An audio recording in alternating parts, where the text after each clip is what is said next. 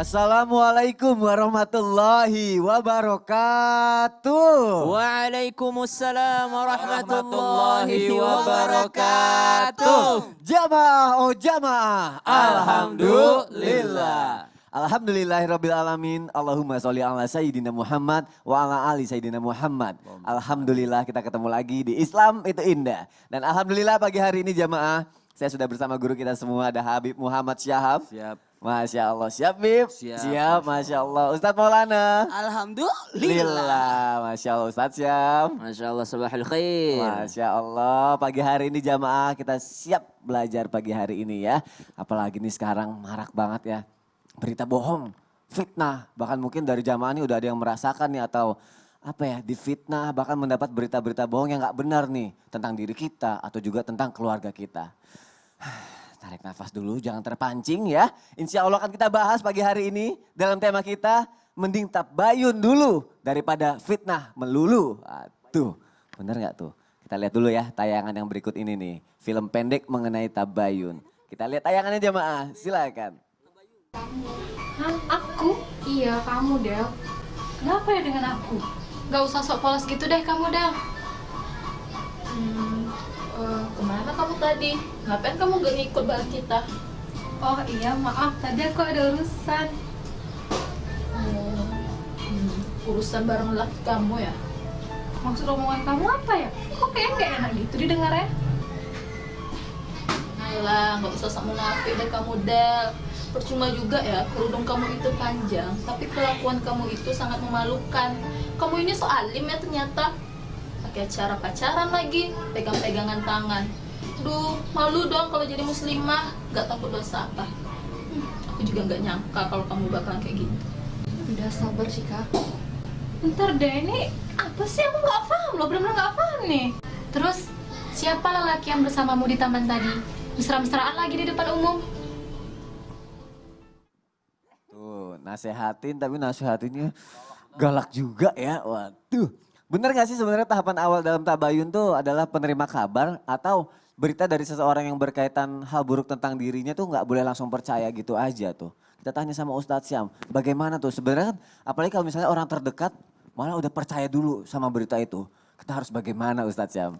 Mohon Baik. penjelasannya Ustadz, silakan. Tapi guruku Ustadz Maulana Habib Muhammad yang dimuliakan Allah Subhanahu wa taala, Mas Soni yang dimuliakan Allah serta para alim ulama yang dimuliakan Allah Subhanahu wa taala. Bismillahirrahmanirrahim. Alhamdulillahirabbil alamin wassalatu wassalamu ala asyrafil anbiya'i wal mursalin sayyidina Muhammadin wa ala alihi wa sahbihi ajma'in. Asbahna wa asbahal mulku lillahi rabbil alamin. Subhanaka la ilma lana illa ma 'allamtana innaka antal alimul hakim. Amin amin ya rabbal alamin. Ya ayyuhalladzina آمنوا إن جاءكم فاسق بنبأ فتبينوا. Sesungguhnya penjelasan tentang tabayyun ini di dalam Al-Quran sudah dijelaskan sendiri. Istilah tabayyun muncul daripada surah Al-Hujurat ini. Di mana ayat ini turun berkenaan tentang diutusnya seseorang oleh Rasulullah Sallallahu Alaihi Wasallam untuk mengambil zakat dari suatu perkampungan atau suatu kabilah. Maka berangkatlah salah seorang yang diutus oleh Rasulullah ini. Kemudian ketika sudah mau sampai di sana terlihat daripada orang-orang ini keluar daripada rumahnya. Keluar daripada rumahnya lalu orang yang diutus oleh Rasulullah SAW kembali kepada Rasulullah. Ya Rasulullah, mereka kayaknya marah aku datang mau ambil zakatnya. Kayaknya saya mau diserang pada saat itu ya Rasulullah. Maka Rasulullah SAW mengutus sahabat Khalid bin Walid untuk datang ke sana. Datang ke sana Khalid bin Walid mengatakan, lah di sana mereka mengumandangkan azan, di sana mereka sholat berjamaah. Mereka itu keluar rumah karena mereka bersegera mengambil zakat mereka untuk langsung memberikan kepadamu. Kenapa kau tiba-tiba memberikan berita bohong kepada Rasulullah SAW bahwa mereka mau memerangi kamu? Maka ayat ini turun ketika ada sesuatu yang terjadi, jangan langsung engkau mengambil keputusan. Fatabayyanu adalah bacaan yang umum seperti Imam Hafiz An-Asim. Tapi di bacaan yang lain seperti Imam Hamzah, Imam Al-Kisai membacanya fatathabbatu ya, binaba'in fatathabbatu. Jadi ada dua versi bacaan, satu fatabayyanu, satu fatathabbatu. Maka dua istilah ini sebenarnya mirip tapi tidak sama artinya. Yang pertama fatabayyanu itu tidak boleh mengambil keputusan atau memeriksa dengan teliti. Memeriksa dengan teliti suatu kabar. Kalau fatathabbatu itu adalah tidak boleh tergesa-gesa mengambil keputusan. Jadi fatabayyanu dan fatathabbatu adalah dua makna daripada kata tabayyun tadi. Binabain, Allah katakan binabain bukan bikhabarin. Nabain artinya berita yang besar. Bukan berita-berita yang nggak terlalu penting gitu ya. Berita yang besar itu apa? Kadangkala ini menyangkut jiwa seseorang, kadangkala ini menyangkut kehormatan seseorang, kadangkala ini menyangkut nama baik seseorang. Nggak boleh kita cepat-cepat untuk mengambil keputusan dalam menghukumi atau menghakimi seseorang. Maka pertanyaannya, apabila suatu berita datang, yang pertama kita lakukan adalah fatathabbatu. Tidak terburu-buru mengambil keputusan. Fatabayyanu, memeriksa dengan teliti apa yang disampaikan oleh kabar tersebut. Bagaimana kalau kita sudah memeriksa dengan teliti dan tidak terburu-buru, tapi ternyata orang di sekitar kita yang malah terpengaruh dengan pengaruh tersebut. Udah percaya gitu. Iya, makanya ayat ini berlaku umum. Ya ayyuhalladzina amanu, wahai sekalian-kalian orang yang sudah mengaku berikrar, beriman kepada Allah Subhanahu wa taala, beriman kepada hari akhir, beriman kepada Rasulullah sallallahu alaihi wasallam, maka jangan cepat-cepat mengambil keputusan. Maka tugas kita lah menyampaikan kepada mereka. Enggak boleh loh, dilarang agama loh langsung menghakimi orang itu gitu. Jadi pelan-pelan. Kita memang harus pelan-pelan, tapi kalau misalnya udah ada yang terpengaruh, kita memang harus bisa menyampaikannya Menyampaikannya lagi ya. gitu. Kita misalnya ada suatu pergibahan gitu. Iya. Apakah kita meninggalkannya atau kita gabung ke dalamnya? Kira-kira kalau Sony, ada orang gibah, ninggalin Kalau atau aku gabung? Aku kabur aja gitu. Kabur daripada ikut gibah. Duduk kayaknya. Harusnya gabung. Oh, harusnya gabung ya? Gabung untuk apa? Untuk memutarbalikkan fakta yang mereka bicarakan. Oh, ngasih tahu kebenaran enggak itu gitu ya? tahu gitu ya, fatabayyanu Oh, gitu. baik.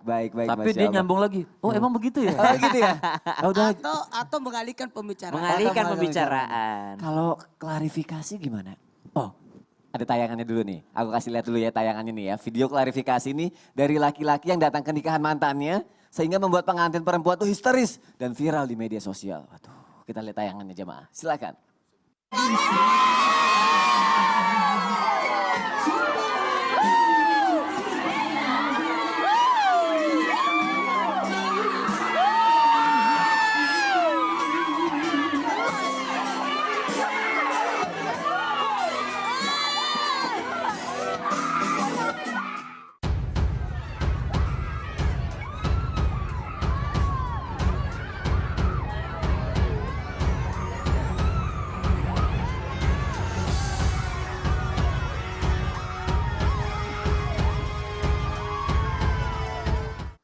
Oh, datang karena sebenarnya diundang, tapi ternyata nggak siap gitu ya, udah ngundang ternyata nggak siap, akhirnya beritanya viral, dia ada kejadian seperti itu. Oke, itu menjadi gambaran aja ya jamaah ya buat kita ya, dan akhirnya kita bisa menjadi pelajaran juga buat kita. Makanya aku mau nanya nih sama Ustadz Maulana nih, karena kan dalam tabayun kan katanya seseorang harus mampu mencegah penyebaran berita nih bohong ini dengan klarifikasi.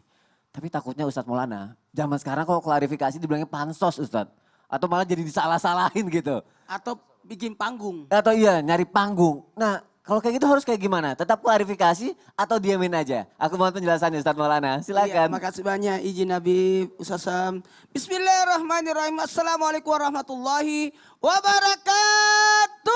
Waalaikumsalam warahmatullahi wabarakatuh. Alhamdulillahirabbil alamin. Allahumma shalli ala sayyidina Muhammad wa ala sayyidina Muhammad. Terima kasih banyak karena hari ini kita berusaha untuk menyampaikan sesuatu yang dalam hal ini bagaimana kita mengademkan, bagaimana kita menyejukkan, bagaimana kita ibaratnya memberikan solusi. Hari ini bagaimana tadi ditanya oleh Mas Sony, untuk klarifikasi dan penjelasan ini adalah bentuk tabayun. Cuma dalam hal ini jangan mengaku tahu apa yang engkau tak tahu, atau mengaku dengar apa yang engkau tidak dengar. Atau jangan-jangan, hilangkan kata jangan-jangan. Bisa jadi, kemungkinan, hilangkan semua itu ketika kita mengadakan tabayun. Sehingga bukan menyelesaikan masalah, tapi justru memperumit masalah. Sehingga dikatakan bahwa kalau orang yang baik sama kita, atau yang mengenal kita, mereka tidak butuh penjelasan. Dan orang-orang yang membenci kita juga tidak mau menerima penjelasan. Jadi kata diam, kata melihat situasi, atau mundur dulu, lihat dulu ketenangannya. Ya ini ya, karena bisa jadi tadi contoh tadi tayangan tadi, walaupun sudah mengaku bahwa saya sudah janjian sama diundang, suaminya. ya. Saya diundang, saya sudah janjian sama calon suaminya. Yang artinya mempelai laki-laki. Ya. Tapi kan belum tentu siap yang mempelai wanitanya. Ya. Jadi kita lihat situasi dulu. Bisa jadi klarifikasi ini lihat dulu posisinya. Lebih baik japri jaringan apa? Jalur pribadi. Jalur pribadi aja. Jadinya lagi. Jalur pribadi. Jalur pribadi, lebih baik jalur pribadi. Karena kalau kita klarifikasinya di tempat yang umum, orang ya, kalau kita Coba, klarifikasi di tempat yang umum, ya klarifikasi. Klarifikasi dah betul. Di tempat yang umum, yang awalnya orang tidak tahu, jadi tahu. Iya betul. Lebih bagus ya yang berkompeten aja kita beritahukan. Setuju. Maka ingat, jadi enggak usah kepada orang lain. Bikin panggung baru. Betul. Itu Lebih- aku semangat banget ya kayaknya. Oh, kayaknya- Curhat atau gimana? Gak, betul. Bukan curhat pengalaman. Iya, Jadi gitu aja. Apalagi membawa berita. Jadi siapa pembawa beritanya? Itu tadi kata Ustaz Sam. Siapa pembawa beritanya? Dan apa isi beritanya? Jadi klarifikasi itu bukan berarti menambah masalah, tapi menghilang masalah besar dikecilkan, masalah kecil dihilangkan. Kemudian mohon maaf, kalau mau mengklarifikasi, hilangkan dulu kebencian. Iya. Jangan mengklarifikasi di saat emosi. Oh iya. Saya itu tidak begitu ya, saya ini klarifikasi. Bukan klarifikasi. Jadi malah terlihat gagah-gagahan ya kalau Ya, gitu ya. Nauzubillah klarifikasi min dzalik. itu merendah ya. Nggak usah. Bahkan lebih bagus diamkan dulu. Terus ada yang tanya kapasitasnya ini kalau saya beritahu apakah dia menambah masalah atau menghilangkan masalah. Atau Ya. aduh curhat kepada bukan dokter. Jadi salah dong ya. Salah diagnosa. Iya. Nanti Ah, resepnya bahasanya. salah ya Ustaz ya. Resepnya salah ya Diagnosa. dikasihnya ya. Jadi untuk masalahnya untuk semuanya untuk memperbaiki masalah. Nih maaf ya kita ambil contoh kasus di luar negeri ya. Ya. Yang Husni Mubarak, presiden yang luar biasa. Bagus pemerintahannya. Cuma dalam hal ini tiba-tiba di demo terus untuk penyelesaian masalahnya. Inilah yang membuat tambah masalah lagi. Oke baik. Aku mau nanya Ustaz. Kalau misalnya nih si penyebar berita bohongnya ini juga malah ikut-ikutan bikin klarifikasi. Itu kan kerap terjadi juga dalam kehidupan nyata. Itu Jadi gimana? mohon maaf kita tidak membuka peluang baru untuk tidak akan ada habis-habisnya. Ya. Jadi lebih baik kala diam itu jadi emas. Ya betul. Jadi panggung nggak usah lagi bikin panggung kita. Biarkan orang lain tahu bahwa yang sebenarnya yang benar adalah ini. Masya Allah. Makanya aku ingat kata-kata Ustadz Maulana. Katanya kalau misalnya ada masalah diam aja dulu. Pelajarin dulu situasinya seperti apa. Kalau udah tahu bagaimana udah pelajari. Baru kita bertindak ya. Iya. Masya Tapi udah Allah. nonton belum klarifikasi yang video tadi pengantin? Belum. Kalau yang tadi itu kan klarifikasi dari si pacarnya itu. Ya. Ada juga satu klarifikasi di pengantinnya. Itu isinya kira-kira apa? 1 jam 20 menit Lama klarifikasinya banget. di YouTube. Itu panjang banget klarifikasinya. Coba, Sedih. jangan 1 jam, Coba jelasin dong 1 jam itu jelasin dong. Sedih Ustaz, sedih. Karena satu- tidak ada Apa, subtitlenya. Jangan bikin pada Sarah. Tidak ada Guys, subtitlenya, kita kepanjangan nggak Ustaz ngerti. Maulana. Kita nggak ngerti isinya Ustaz, karena tidak ada subtitlenya, Nggak ada bahasa subtitle, oh daerah iya. gitu. Baik, baik. Makanya sedih. Jadi tergantung kita ya kalau misalnya itu mau ngasih panggung atau mau ngasih punggung aja ya. Biar masalahnya itu cepat selesai. Baik jamaah, Masya Allah kita lanjutkan lagi tausiah kita pagi hari ini jamaah. Aku mau nanya lagi sekarang sama Habib Muhammad Syahab. Oh Masya Allah. Bener gak sih Bib menurut Imam Al-Ghazali ya Bib ya? Masya Allah nih aku sok tahu banget ya. Apa? Karena ada pertanyaan seperti itu Bib. Katanya kalau ada yang ketahuan menyebar berita bohong itu setelah tabayun tuh selanjutnya ada sanksi Bib. Nah aku pengen tahu kalau zina kan biasanya sanksinya tuh disambitin batu ya kalau dalam Islam ya gitu ya. Kalau hal-hal seperti ini penyebaran berita bohong sanksinya apa Habib? Aku mohon penjelasannya silakan. Baik. Dirajam bukan Oh disambit. bukan disambit ya? Salah ya? Kok disambit ya? Disambit orang. Dirajam Masya nanti Allah. luka Habib kalau kena. Pisau kan rajam Itu soalnya. tajam. ya, ya Habib. Silakan Habib Muhammad. Ya. Assalamualaikum warahmatullahi wabarakatuh. Waalaikumsalam warahmatullahi wabarakatuh. Alhamdulillahi rabbil alamin. Wa sallallahu wasallama ala abdihil mustafa al-amin. Sayyidina Muhammadin. Nurillahil mubin al-hadi ila suratihil mustaqim. Dil khuluqil azim wa nahjil gawim. Allahumma salli wa sallim wa barik alihi wa ala alihi wa sahbihi wa man sarafi darbih. Amma ba'd. Izin Ustaz Maulana, Ustaz Syam, Ustaz Soni. Amin ya Allah, amin. Artinya betul Al-Imam Ghazali ini dituliskan di dalam kitab Al-Adhkar. Al-Imam Ghazali artinya mengasih beberapa kriteria untuk menghadapi orang yang fitnah atau menyebarkan fitnah atau diantaranya hukuman bagi orang yang fitnah. Kalau dalam bahasa Arab itu disebutnya ta'zir. Ta'zir artinya seandainya ada orang yang berbuat tidak bagus menyebarkan fitnah, jadi boleh dikatakan mengasih efek jerah ya. Efek jerah ya. Nah, efek jerah jadi dikatakan sanksi sosial. Sanksi sosial. Seperti tadi kalau orang yang zina misalnya dirajam bukan ditajam. Bukan dirajam. Ya, Iya, dirajam dirajam. atau bukan disambit. Iya, salah lagi ya Allah. Dan juga orang yang rajam itu juga sedikit syaratnya tuh tidak boleh begini. Misal ada orang yang dirajam itu kan juga harus pemerintahan tapi Ya. harus pemerintahan Islam yang melakukannya, nggak boleh orang biasa, nggak boleh, harus pemerintahan. Dan nggak boleh ambil batu yang besar langsung, nggak boleh. Pakai nafsu emosi gitu ya. Bib, ya? Iya, jadi harus pakai batunya yang kecil-kecil dan ngangkatnya nggak boleh sampai yang begini. Jadi cukup begini diambil. Memang mungkin agak lama dia sampai meninggal dunia dan tidak satu orang, banyak orang yang lemparin. Mau coba? Enggak mau. Ya. Nauzubillah min zalik. Ya Allah. Iya. Artinya sebenarnya begitu juga ada yang namanya sanksi sosial ini misalnya disebutkan takzir efek jerahnya misalnya ada orang yang mencuri misalnya. Tulislah di sini ditaruh tulisan saya mencuri tidak mau mengulangin, diarak satu kampung. Nah itu mengasih efek jerah. Jerah, ya. Begitu juga orang yang gampang menyebarkan fitnah selain mungkin dia pertama dosa atau dari hukum pemerintahan penjara lah misalnya, kasih juga efek jerah. Misalnya sanksi sosial apa? Bersihkan Masjid Istiqlal misalnya. Iya, dia ngepel semua kamar mandinya apa segala macam. Dia ngulangin, suruh ngepel lagi Istiqlal, kuat. Allah. Enggak, gede banget. Bib. Makanya sendirian enggak boleh ada temannya, sendirian. Ya Allah. Atas, bawah, samping, kamar mandi semuanya misalnya. Nah itu boleh. Atau nyapu lapangan bola. Oh. Iya, yang Gede jangan banget yang dong. nyapu rumah kecil, jangan. Supaya kan efek jerah Ya, ini. biar jerah ya. Nah, atau ditaruh di keledai, kan keledai itu artinya suaranya kan nggak bagus. Tapi ditaruhnya kebalik. Diarak satu kampung, tulisin saya penyebar fitnah.